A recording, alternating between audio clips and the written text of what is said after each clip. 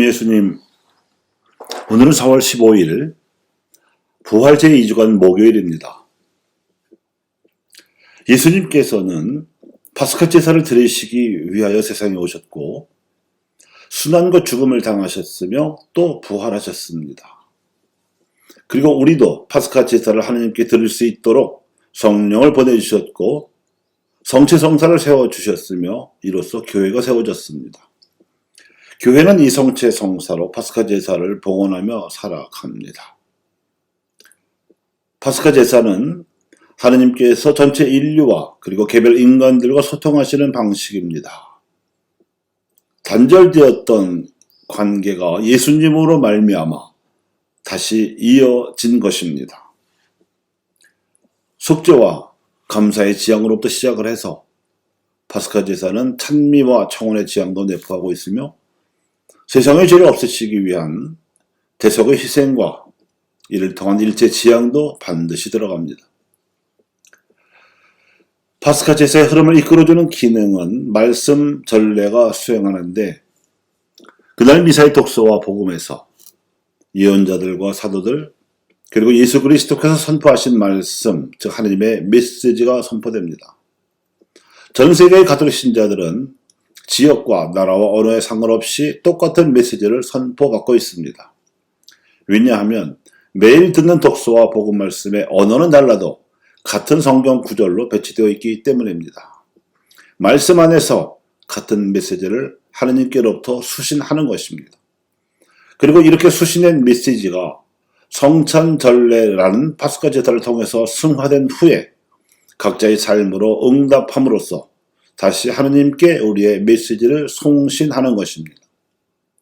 바벨탑 사건 이후 사람들의 언어들이 갈라졌다고 합니다만 성령 강림 이후 언어가 달라도 내용상으로 같은 메시지를 수신하고 실제 삶으로 응답하는 송신으로 하나님께서는 인류 전체와 개별 인간들과 의사소통을 하고 계시는 이런 양상으로 사실상 통일된 언어로 의사소통하는 것과 같은 효과를 내고 있습니다.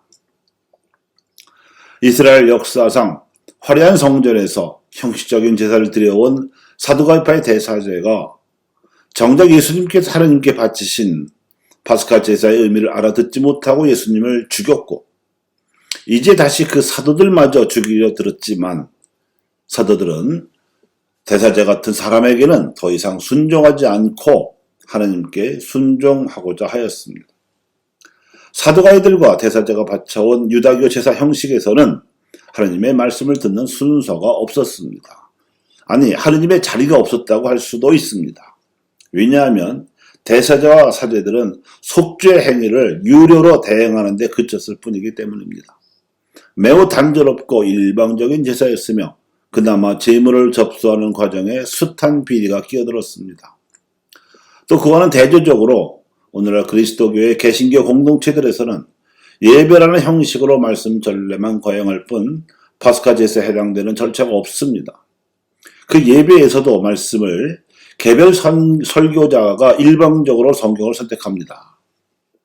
설교에서는 성경을 성경으로 증명하는 동어 반복적 논리가 통용됩니다.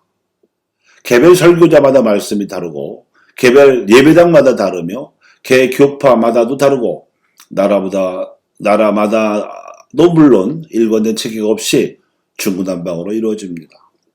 하느님의 뜻보다는 사람인 설교자의 뜻에 순종하라는 듯이 아멘을 강요하는 진풍경도 곧잘 벌어집니다. 그리고 정작 삶의 현실에서 실천하는 응답은 별로 강조되지 않습니다.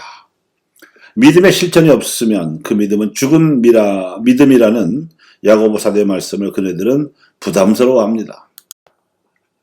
하지만 예수님께서는 하느님 곁에 계시면서 친히 보고 들으신 것을 당신 말씀으로 전해주셨고 말씀 전례에서 강론자는 이 하느님의 말씀을 선포해야 하는 것입니다.